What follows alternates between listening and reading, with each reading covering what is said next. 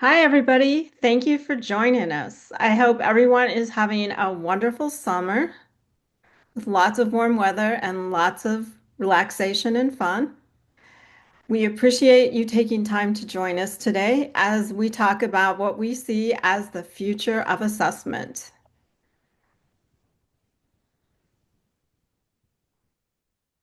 Here is our agenda for today.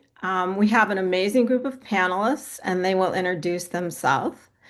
And we'll talk about what assessment can and should be in the AI era, um, what educators should be able to see, and designing assessments for the future. We'll save time at the end to answer your questions. You can type your questions into the chat as you think of them. If we don't have the opportunity to answer your question, I will follow up with you afterward with a personal response. And now I'm going to kick it off by introducing Kristen DeSerbo, who is Khan Academy's Chief Learning Officer. Go ahead, Kristen. Hi, everyone. Welcome. Thanks for joining us today. I'm Kristen DeSerbo. I lead our content team, our assessment team, our product management and design teams, and community support here at Khan Academy. I am based in Phoenix, Arizona, and have a PhD in educational psychology and spent a few years here in Arizona, actually as a school psychologist before I got into educational technology. And look forward to sharing some of those stories with you as we move forward in our discussion today. Hi, my name is Peter Jacobson. I'm a senior product manager on the assessment team, one of two working on our assessments initiative. I'm based in Dallas, Texas, which means I've been very fortunate to be close to some of the World Cup action that just concluded, which I will say I'm a huge soccer fan. And I've been in education technology for about 10 years, started out planning to become a middle school teacher and then pivoted into education technology, first as a content writer and then ultimately as a product manager, sometimes on kind of the learning and practice side and also sometimes on the assessment side. And I'm very excited to be joined by my content creator colleagues. Hi, everyone. I am Natalie McClurg. I'm a senior assessment content creator on our math team. I've engaged with assessments as a student, as a teacher, as an instructional coach. As an administrator, I was in charge of test coordination for a 3,000 seat high school. And then at a curriculum company, I spent a lot of time training teachers on various things around the country, but one being just what the true purposes of assessment are and how teachers can best use assessment data. So I'm really passionate about getting teachers and students really meaningful information to affect learning. And Liz. Hi, everyone. I'm Liz Rutkowski, joining you from Charlotte, North Carolina. Excited to talk to you today. I'm a senior assessment content creator for ELA, and I spent 20 years in the classroom as a high school ELA teacher and a content coach. And I was doing the math on that. I think that means that I was a teacher for about 2,000 students as they took their high stakes English 10 summative assessment in North Carolina. So definitely feel very strongly about getting classroom teachers what they need from assessments so that they can help their students succeed on those high stakes assessments at the end of their school year. Looking forward to talking to you today. Thank you. So, assessment's been around for a long time. And if we think about what assessment was 20 years ago, it was probably mostly about did the student get the answer right or was it wrong? And not much else. And technology started changing that. And AI has changed everything in education and assessment and everything else in the world. And at this point, we have the opportunity to figure out when in an age where a student can go and they can do a query in AI and they can get information compiled from a bunch of different sources and get a really comprehensive response, what are the skills and what are the knowledge that we should be measuring now? And that's what we are going to explore today. And I am going to kick it off to Kristen to get us started and tell us why we embarked on our journey to develop new assessments and, in particular, interim assessments. Kristen. Thanks, Denise. I'll start off actually with a story from my days as being a school psychologist. So I was at a school that had 1,200 kindergarten through third graders in the Phoenix area. So lots and lots of little people. And about 80% of them came from a home where English was not the first language. And this was in the early 2000s. And the school got funding for a reading program at the time. But as part of it, we needed to do progress monitoring in a more formal way than we had been. So we need to administer to all 1,200 students something that's called the Dynamic Indicators of Basic Early Literacy Skills, DIBBLES, as some of you may fondly recall. Um, and it had to be done individually. You had to sit next to the student and ask them to name letter sounds and indicate rhyming words and do a bunch of not just receptive, but expressive language tasks. So there were literally five of us, the principal, the assistant principal, myself, the speech language therapist, and one of our special education leads who individually went and tested all 1,200 kids in the fall and the winter and the spring. So you can imagine this amount of time. And it was one of those experiences that I kind of tucked away and said, there must be a way that technology could help us do this. And so here we are in a very different world in terms of what technology can do. But one of the things that was good about the DIBBLES assessment was it was actually assessing the skills that students needed to use to be able to read. It was the production of letter sounds, the production of all of those things that students need to do in terms of phonemic awareness to be able to read.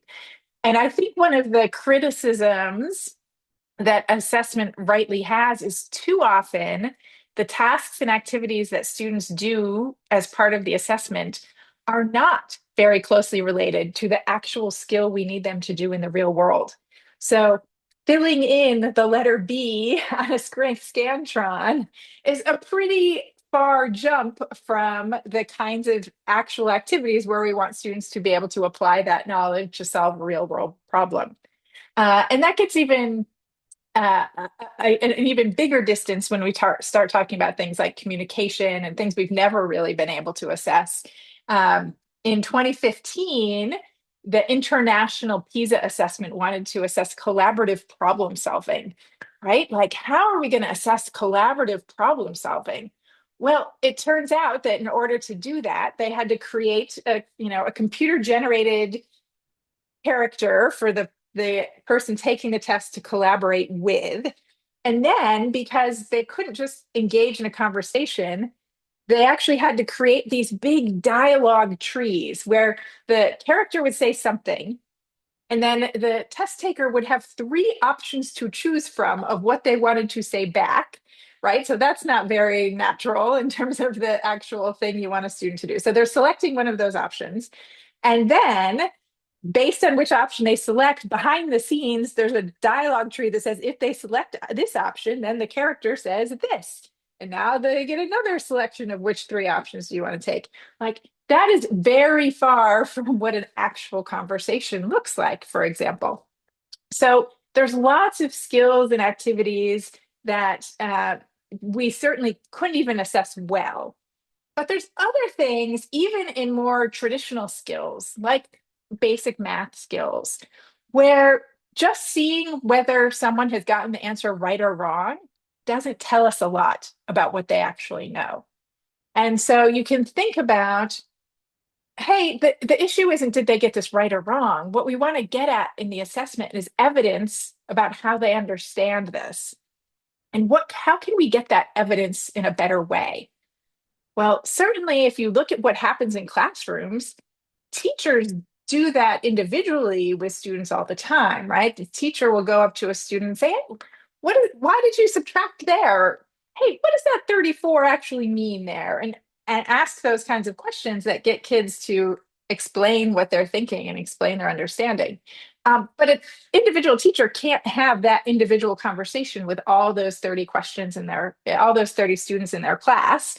And it's really hard to capture that. And the teacher can form a kind of a mental model of what that individual student knows, but it's not visible to anyone else or anyone else next year's teacher who might be working with them or what that looks like. So there's a lot of areas where we think about how do we get better information about what a student knows? How do we get a richer understanding and better evidence from students' interactions with assessment? And that is fundamentally what I think generative AI has to offer, and what led us into thinking about whether we could take some of our more traditional kinds of questions and build interim assessments that were better than what we have now, because they give a richer understanding of what a student knows and what they can do. And so it's kind of a shift in really three ways, I would say. The first is thinking about, for each item, you only get a single piece of evidence, right or wrong. There's a shift now where for each item, you also get evidence about their process and their thinking. So that's one, from a single piece of evidence to a richer base of evidence for each item or activity that a student does. Second, we can think about moving from inauthentic tasks to more authentic tasks. So this gets to, you have to have the student do something that can be automatically scored. So we're going to have them fill in a bubble, to doing a task that actually looks like the thing we want them to do in the real world. And so that those things then shift us from being able to just get a kind of a snapshot of a percent of items that a student got wrong, to some insights about what they actually know and can do and how they think through things. And this helps us then drive to instructional action. This helps us get to, what does it actually mean? What should we do next to help this student move to the next level? What do they need? Because we have a better understanding of what they know and what they can do. So with that, let me turn it over to some of my colleagues here to talk a little bit about what educators actually want to see. Thank you, Kristen. A lot of what you said resonates with me. I actually created some of those branching dialogues with all of those, prefab responses. So I know what you're talking about. I'm very excited to share where we are. I want to have a conversation with my colleagues on the content team, but I think that is going to be a richer conversation if I show you a little bit of what this assessment already looks like. So I'm going to do a short 5-minute demo and then have a conversation with Natalie and Liz about kind of how the educators themselves and our content creators are thinking about bringing their expertise into our assessments. So let me see if I can get the share screen right. Success, I believe. Thank you. All right, so this is our actual assessment right now. It's going to have a slight difference from what's actually in production being delivered to students, just because we call this a sandbox. It's got items that our content creators have selected to be representative, not the actual items on the assessment. But this will give you a really good idea of what students experience. So as I go into the assessment, we do set a ground rules screen for our students so that they can understand kind of how long the assessment is going to take. We really are emphasizing kind of the practical side. We don't want this to be something that you say you can finish in a class period, but in reality takes many. So this is something that's designed to be finished by the vast majority of students in 45 minutes. And we take that seriously. We look at the statistics of completion to kind of verify that. And these are adaptive assessments as well. So we don't have students checking their answers, because those answers are then used to select the difficulty of the questions that are following. So as I go into it, I'll show a bunch of different item types here. This one is called interactive graph, and it's used in a lot of different applications. One of the things I'm personally proud of is that this is a drag and drop widget, but it's something that our engineering team has made fully accessible. So I'm using keyboard controls right now to do that, which I think is really an exciting way to use this particular task for all students. Now I'm going to go into the next one. We do have multiple choice. I know Kristen mentioned that we try, especially on our math assessments, to minimize them, but there are certain places where we're still going to be using a multiple choice format. So in this case, it's there. And then we also have drop downs. I'm going to go quickly here because I want to show that in our assessment, we have these kind of flags to make sure students know not to rush and, like I just did, not read the question before we answer. So we have some of that so that the class time is productive. You don't have to spend time retesting students. And perfect. Now I'm at a explain your thinking item type. And this is really the one that best embodies what Kristen's been talking about. This is a new assessment item type that's a conversational assessment where the first part of the question is going to be more of a traditional item, but then there's going to be a follow-up conversation led by AI. So as I go into it right here, I'm looking at two shapes and it's asking me about transformations. Thankfully, I did my studying ahead of time because I might have been out to sea here. But right now, it's basically saying, how do you map one of these shapes onto the other using transformations? What excites me here is that follow-up conversation. I'm not asking, well, how did you know? It's actually going in a different direction, talking a little bit more about the concept of what stays the same and what stays different as you translate these shapes. So the question is, explain why the dilation in the sequence of transformations keep the two figures similar to one another. I am going to do what many students do and say, I don't know. And here it's now on our AI to try and keep nudging the conversation along, but without providing meaningful hints that kind of detract from the data that we're collecting. So take a moment to think about what you notice. Well, I notice the angles are the same. And here, again, I'll leave it to my colleagues to talk in depth about what's going on behind the scenes, but it's looking for a series of criteria, and I've only partially satisfied that at this time, which is exciting. So this is not over, rather, okay, the AI knows that I've got the angles, but there's something else going on with the sides, and I'll say the sides are shorter, but proportional. And there, even though there was a little bit more space in the conversation's ending because all of the criteria that the AI is looking for has been satisfied. One thing to note, students could change their answer in the middle of this if the conversation had led them to kind of change their minds. But we don't see that a lot in practice, but it's something that we're monitoring. So I'm going to quickly finish it up with just a couple of other item types. This one is an expression widget, which allows you to type in or enter in equations. And we also have short response, and this is particularly exciting on the ELA assessment as well.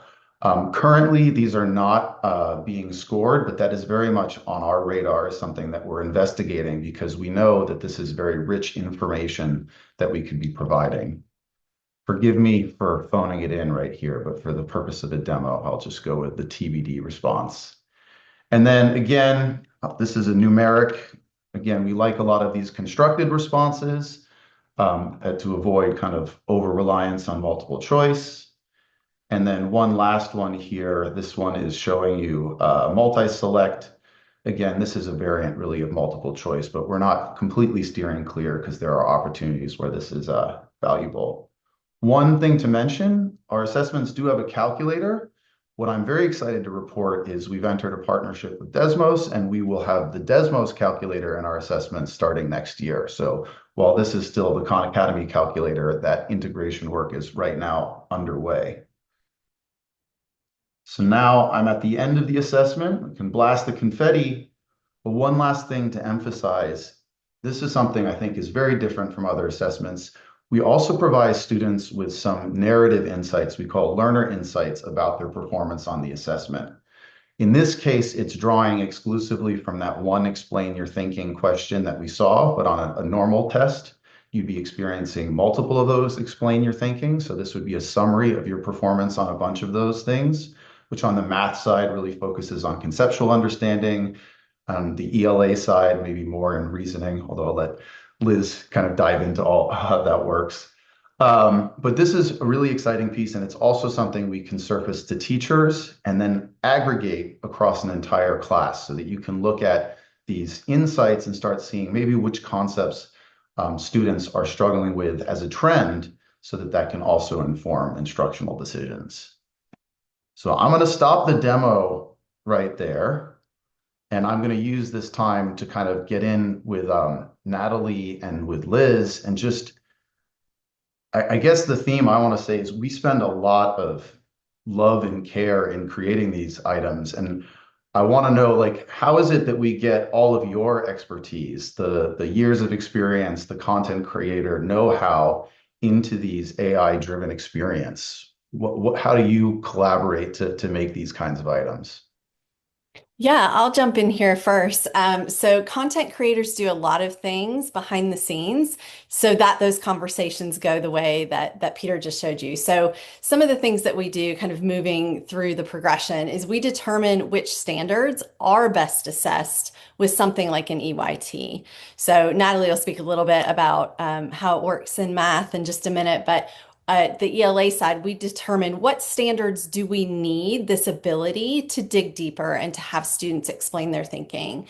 So aligning there. We also do author that conversation starter, that initial prompt that students see that Peter just showed you to ensure that the conversation starts with the focus that it needs to have to get the student on target for those criteria that we're looking for.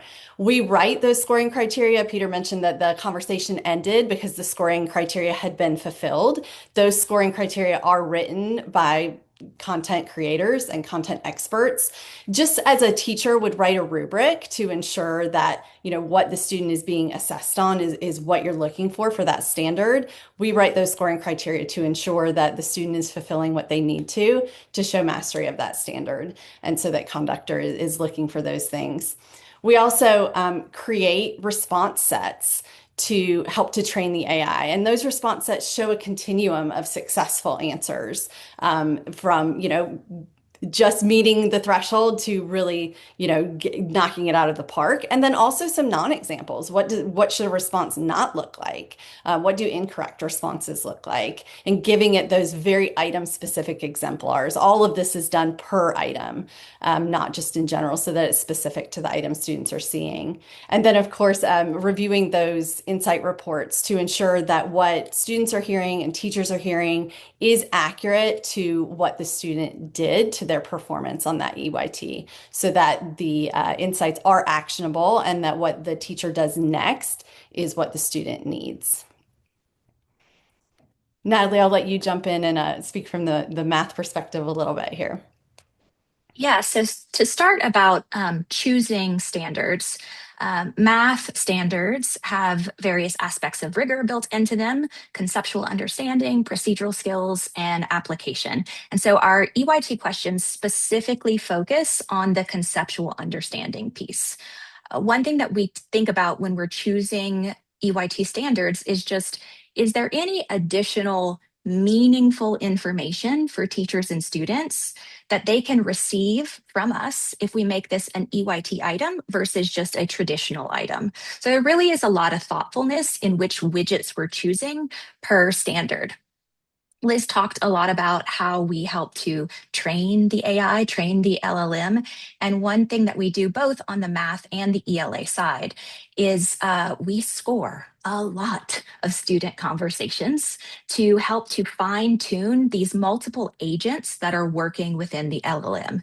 So we're scoring these conversations to make sure that the scoring agent is scoring accurately. We're making sure that the conversationalist agent is not giving away the answers with leading questions. And then, as Liz said, we're really reviewing those insights that come out at the end to make sure that it's the most useful and actionable information for teachers. And we're learning a lot along the way. It's important maybe to note that some of our EYT items are being retired. And that's because we really do have a very high standard for scorer agreement at the item level. And we're really learning about difficulty in this new item type. So we want to make sure that our items are really accessible for students so that they can explain to us what they know. That's really, I mean, I've seen firsthand, so I'm just going to offer a little bit of praise to these individuals. They say, oh, we score all this. They've read thousands of responses and labels, and there's just so much thought and care that goes into the creation of each one of these items. And I guess that kind of leads to my follow-up. It's like, what gets you excited about this type of item and assessments? Like, what does this allow us to do that you wouldn't otherwise be able to do it? And why does it benefit the students themselves? Yeah, I'll speak to that from the ELA perspective. So, as an ELA teacher, it is very exciting. One, Kristen sort of hit on this. You don't have time to have all the one-on-one conversations that you want to have with your students, but you need that information about not just what answer they're choosing, but how they got to the answer they chose, particularly for interim assessments.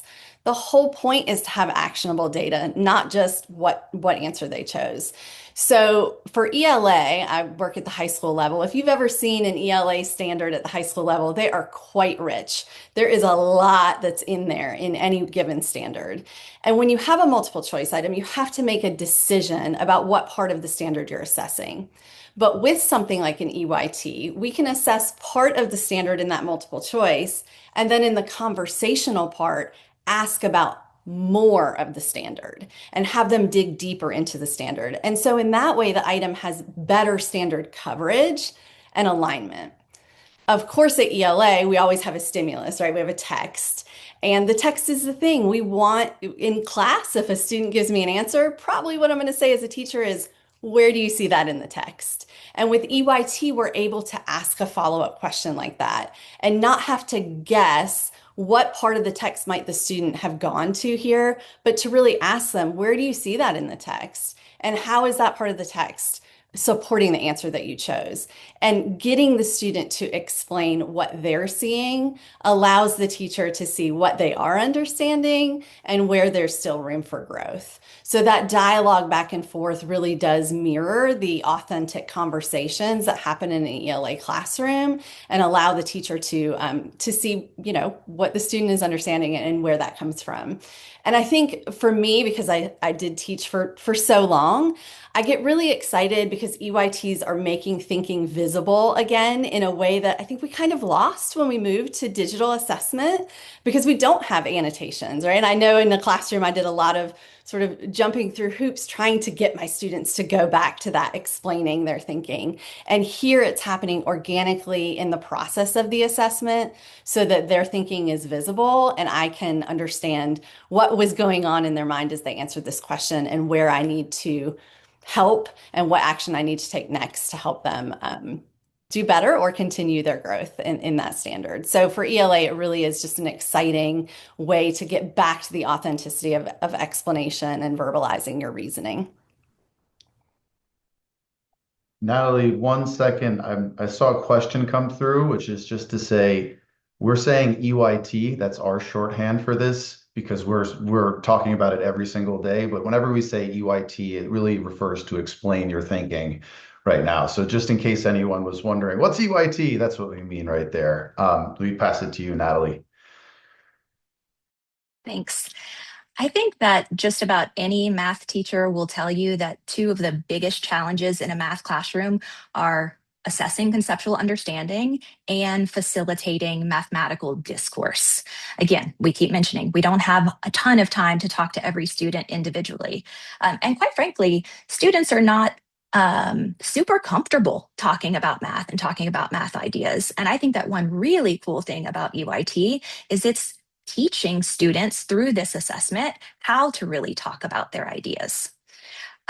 As I mentioned, our math assessments are specifically, the EYT items are specifically about conceptual understanding. And I think about the fact that conceptual understanding really leads to procedural skills. So if I give an assessment and I'm just assessing a procedural skill, I might know right or wrong, but I don't know why a student necessarily gets a question wrong. But if I can get conductor to ask really individualized questions to a student and to give me information about the conceptual understanding gap that may be there, teachers can now it really helps students leverage the prior knowledge that they already have when they're learning new things. And then instead of just reteaching something blindly, a teacher can do better targeted interventions when students are struggling with something. And your question, Peter, was like, what What are we excited about? I think one really cool thing we're excited about is that students can demonstrate their understanding in ways that make the most sense to them. We've seen some very fun conversations where students are getting really playful with conductor, asking conductor to ask questions to them in song, or explaining the concept of a function in high school through an example of a vending machine. So it's really fun that teachers can learn what inspires students to want to talk about math so that they can just do more of that in the classroom as well. I love that. I'm going to turn it to Denise again so we can talk a little bit about the future of assessment, but please, excited to get into questions again if you have it for Natalie or Liz when we get to the end of the webinar. Thanks, Peter. Yes, if you have questions, keep putting them in there. I am noting them and we will discuss them. And once again, if we don't get to your question, I will personally follow up with you on it. So for Kristen and Peter, so we've talked about what we're doing now. What do you anticipate that we will be doing 5 years from now? We won't hold you to this, but we're really interested as a product manager and as a chief academic officer where you see assessment going. So what will it look like for an administrator choosing an assessment in 2031? I talked a little bit about at the beginning about the ability to assess skills and knowledge and attributes that we haven't been able to assess well before. So I am optimistic that in 5 years we may be able to get at some of those kinds of what in the assessment world we call constructs, different things we want to measure that we haven't been able to measure before. So that's one of the big pieces we think about: collaborative problem solving, communication, all of those kinds of things that we talk about. These are really important skills, but we've never really been able to assess them very well. And so I'm excited about that piece. The other thing I'm excited about is as all the parents out there who get a piece of paper that just has this number on the top. It says like 536. And the parent's like, I do not know what that number means. How am I supposed to interpret that? What am I supposed to do with this information? And the ability for us to give much better and richer information to parents, to students themselves, of course, to teachers, but I think about, teachers have some background in some of this assessment, whereas parents have much less.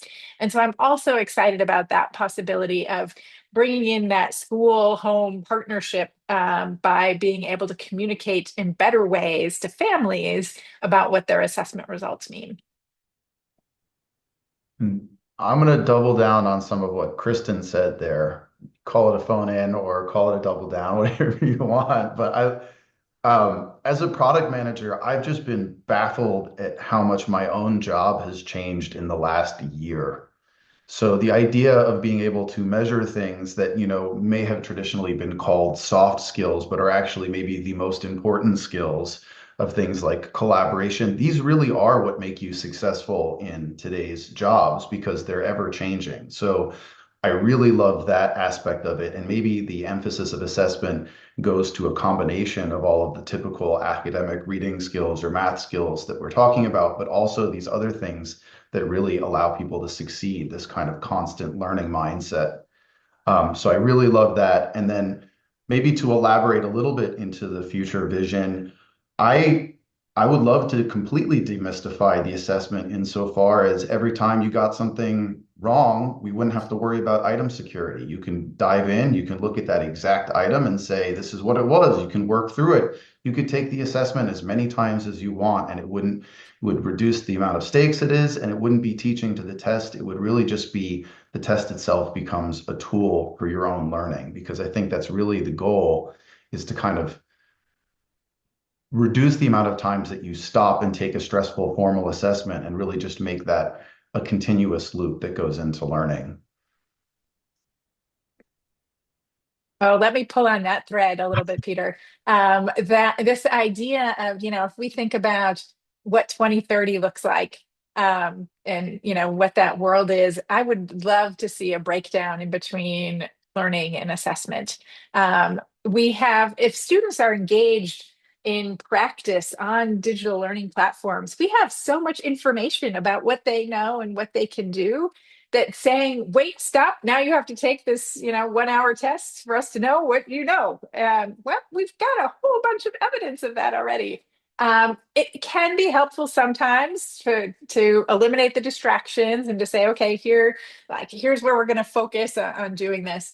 But I think the combination of being able to combine data that we have from different sources would be really powerful and would probably reduce the amount of formal testing time that we need if we could be making more use of some of the day-to-day data that we have about students as well.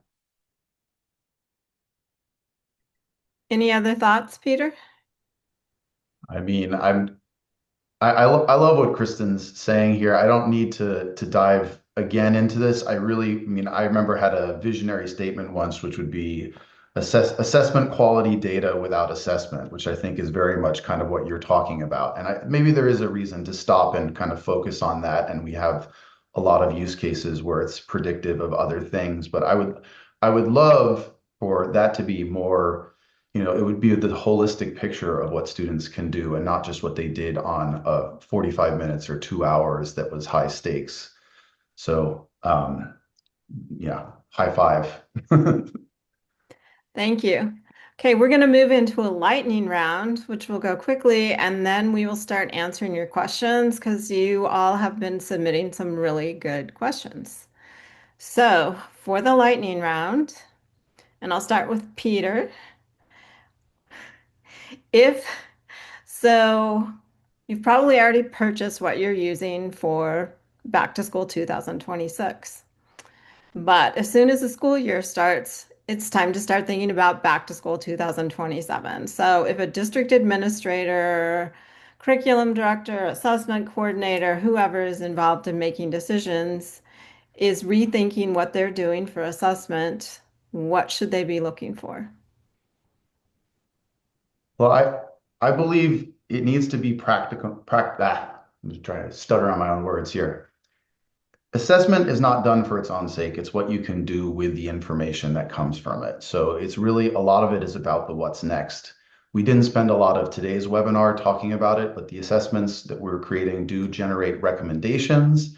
And those recommendations I'm very excited about because they're not something where a student that's struggling gets sequestered into below grade level content forever. We always are mixing in on level content with varying degrees of scaffolding, which I think is really exciting. But the other thing, I would also kind of, again, lean on my own team that's been speaking here. There is so much thought and care in the way that we're approaching AI. It's not just AI for its own sake. It's AI done responsibly, and it's AI done so that it can provide you with more and better insights. And I don't think we're at the final stage of where we're going to be. We're working all the time closely with our partners to understand, is the information we're delivering as actionable as it needs to be? Is this clear to you? And it's a constant iterative cycle. So those are the things I would look at. What can you do with this? And what is the approach that the team building this has? Do you believe in that trust? Thank you. Liz. Yeah, since Peter mentioned actionable, I'm going to sort of jump off that point. I think particularly for interim assessments, which are given to inform instruction, not just to get a score, it's really important to see if this AI efficiency is getting us to a point of seeing how students arrived at their answer instead of just what answer they arrived at. So is it surfacing their reasoning? Is it surfacing their evidence selection? Is it surfacing their process so that it gives teachers actionable information about what to do next? I think that is a top priority in choosing assessments, particularly interims.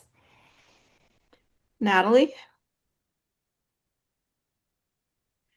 I think when I'm thinking about specifically math assessments, I'd want to make sure that the assessment is truly aligned with the standards in every way. And those ways include balancing conceptual understanding, procedural skills, and application. And if you really dig into every assessment and that balance, I think you'll see that ours is very well balanced and matches actually the intentions of the standards. Thank you. Kristen. I think one of the challenges when we think about interns is we are asking interns to do a lot of different things. We want them to measure growth over time. We want them to give us norm referenced information. We want them to tell us whether students are likely to be prepared for other assessments. And we want them to give us instructional guidance and recommendations. I would suggest that district decision makers prioritize those asks. It is difficult to create an assessment that does all of those things. And so when you look at what you have, you're going to have to look at if you want, for example, perfect prediction of your end of year state test score. The best thing you can do is ask questions that are exactly like your end of year state test score. But you're not going to get much instructional information from that because you're just going to get those right and wrong answers about what the student has done. Think about how to balance the different things that you want your assessment to do, and then take a look at your options and see how do they do at each of those things. We think we right now have a pretty good balance because we have traditional items and then supplement them with that explain your thinking piece to be able to get a little bit of the best of both worlds in terms of things that are going to look like the test the student has to take at the end of the year and also get deeper information about what they're thinking. But just be clear on what you're trying to adopt this assessment to do and what your prioritization of that is, and that'll help make the decisions about what your ultimate solution should be. Thank you. Now we're going to move on to your questions. I'm going to start with a few of the simpler ones so that we can move quickly and then get to some of the deeper ones. So somebody asked if there was extra time for neurodivergent students. So the test is not timed. Most students will finish it in a single class period, around 45 minutes. But for students who need more, they can take as much time as they need, including if they need to leave the test and resume at a later time, it will bookmark. They don't have to start over. What happens when the 4-chat limit has been reached? Peter, do you want to take that one? Sure. It actually ties in nicely with the point you just made. We do take the time seriously because class time is precious. So that 4-turn limit is put in place to ensure that the conversations don't go on for too long. So at that point, the student would then move on to the next question. We do take a lot of care to try and make sure that the way a successful conversation ends and an unsuccessful conversation ends is as similar as possible so that it's not necessarily cueing students to know that they got something right or wrong. Thank you. Tamika usually says something like, "Thank you for sharing your thinking with me," and then moves on to the next question. Yeah, that's the official. So Peter, a few more for you since you're the product manager on this. Mhm. So someone asked if a student would be able to complete explain your thinking in their own native language. So the honest answer is we're working with our psychometricians to figure out what the best guidance we're going to put in our test administration manual will be.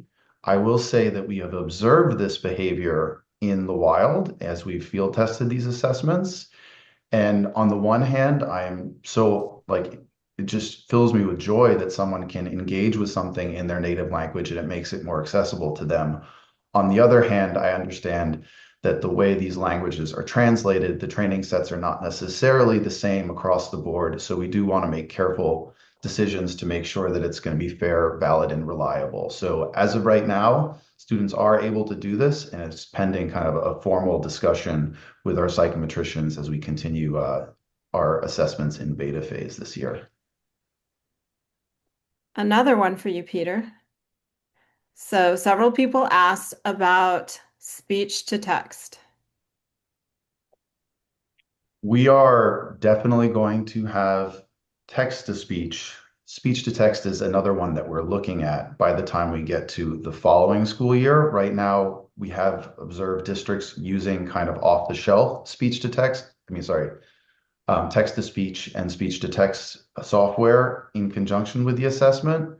We want to have something likely in product by the time we get to the back to school 27 year. But right now, our current model is that you're using tools that are available at large for this. That I will have one personal story though. I did observe students doing explain your thinking, and actually maybe applies to some of the other questions in the chat. And this one student who kind of told me that he was low in English language arts mentioned that he would have been able to do it a lot better if he could have spoken his responses to the AI as opposed to typing them out. So that was a known or notable impediment there, which I would love to alleviate. So it's definitely something that we're looking at. Thank you. Kristen, someone asked why we've chosen not to let students review their answers after they submit them in terms of right or in terms of understanding whether they were right or wrong. Okay. So this is, not a final decision that we'll never do. And it's something that, we consider to revisit and check through what that looks like. The general historical thinking and assessments has been that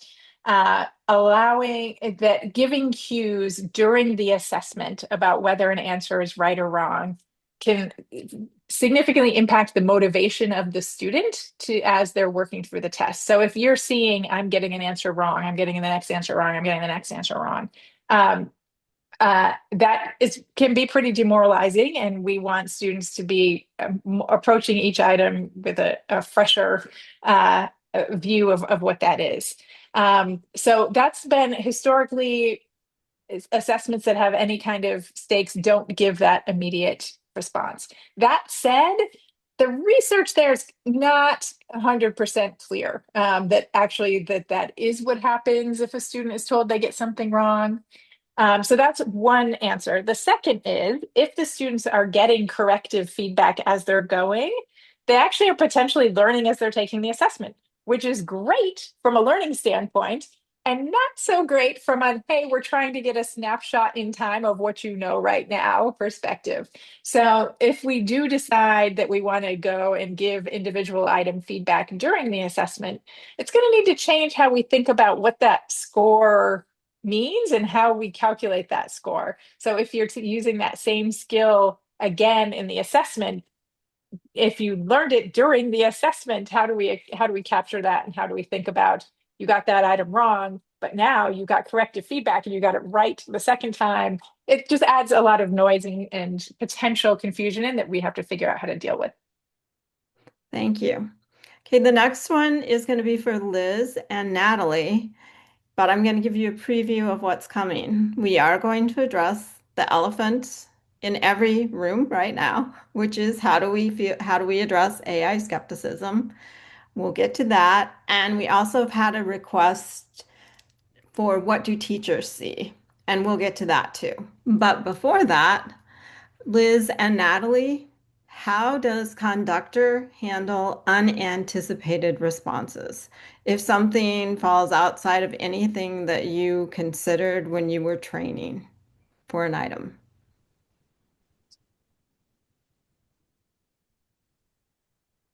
Well, students do give a wide range of responses on any given answer. Conductor, like we said, is looking for very specific metrics that we have created. We leave room for how a student can express themselves within those metrics, but there is a checklist behind the scenes.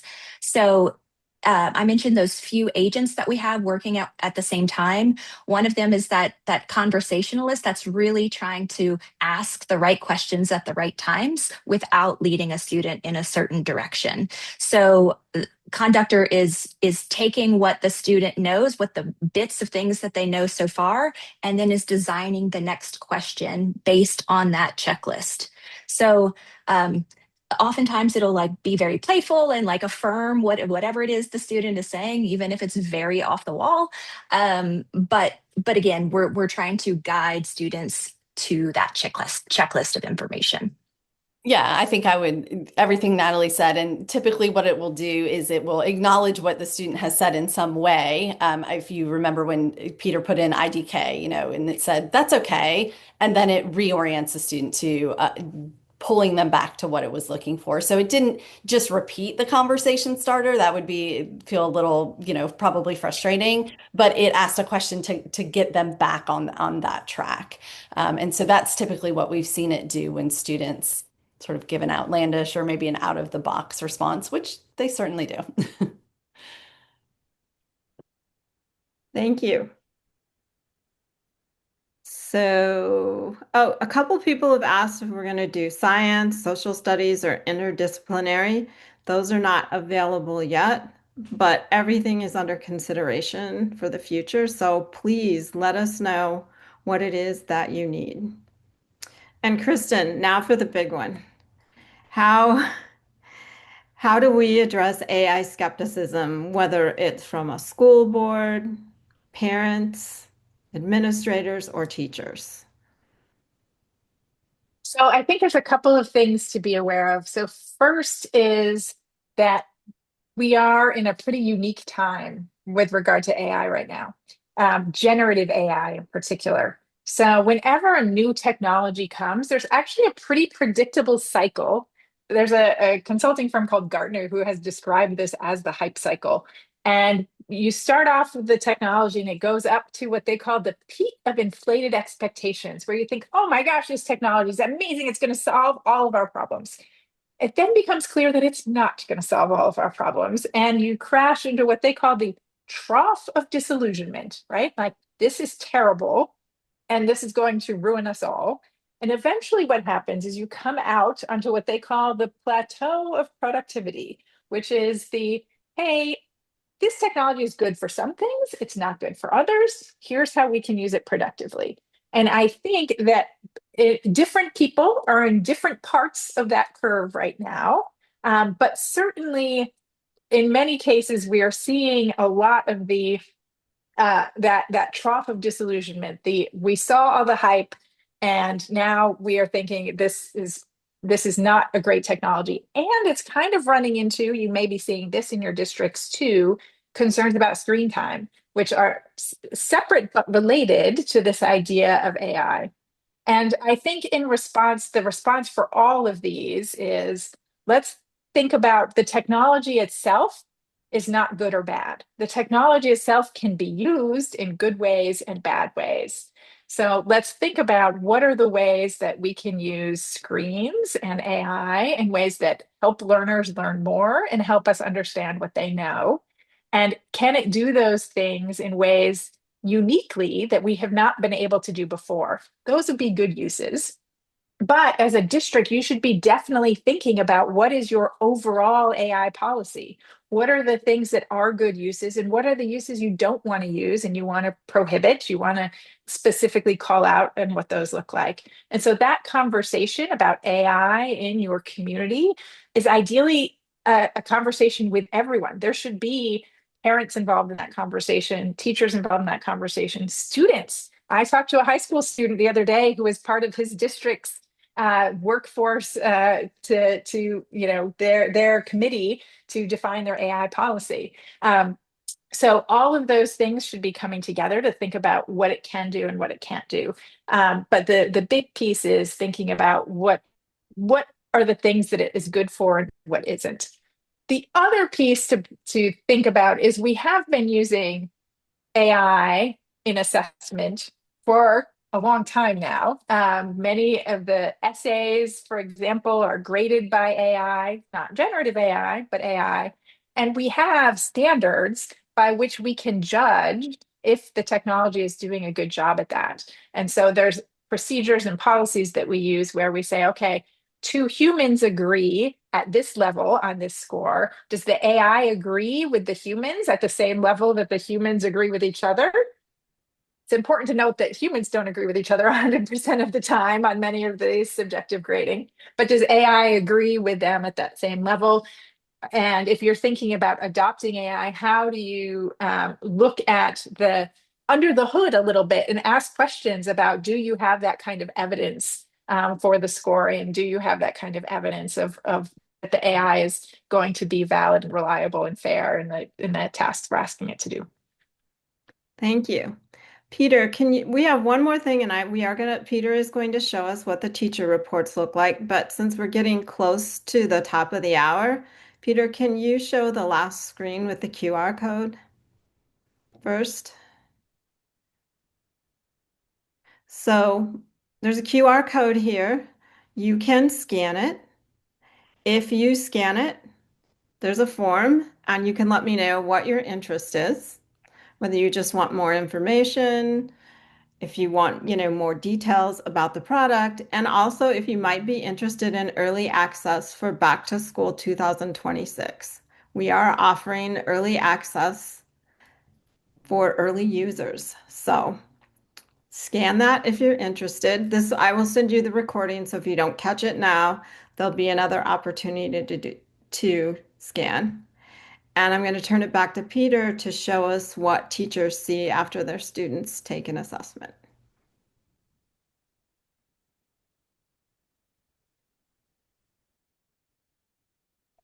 All right. I'm going to give you just a couple screenshots. This by itself probably merits a longer discussion. But I want to be transparent about where we are and where we're going. So we have many assessments in different phases of development.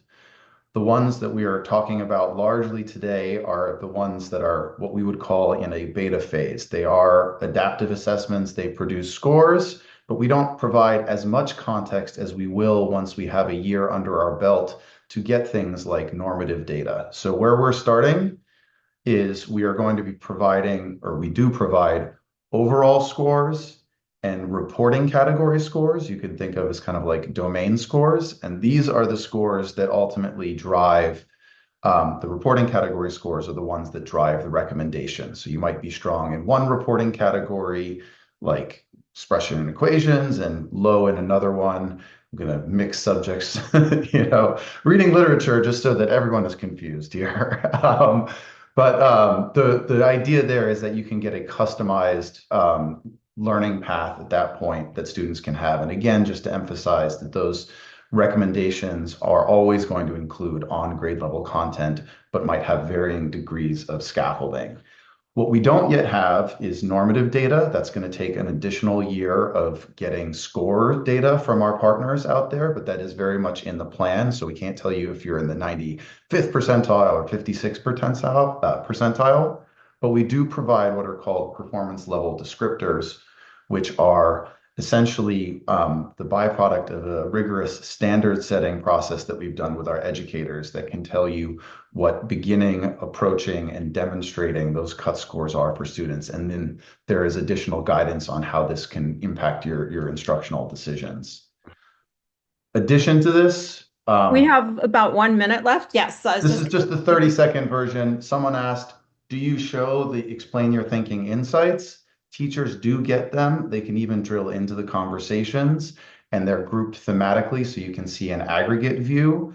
And Victoria, our product manager on the reporting side, also did mention that we are working to try and make these more readable, make them in bullet points so that they're more easy to digest. That's feedback we've received, and that's feedback we're looking to implement as soon as possible. But again, very excited just to give you a little bit of a glimpse of what's available and also what's coming. Thank you, everybody, for joining us. Peter, if you want to put the QR code back up in case anybody missed it. We really appreciate your time. If we didn't get to your question, I will follow up with you personally. And I hope you all have a great rest of your summer and a wonderful start to the new school year.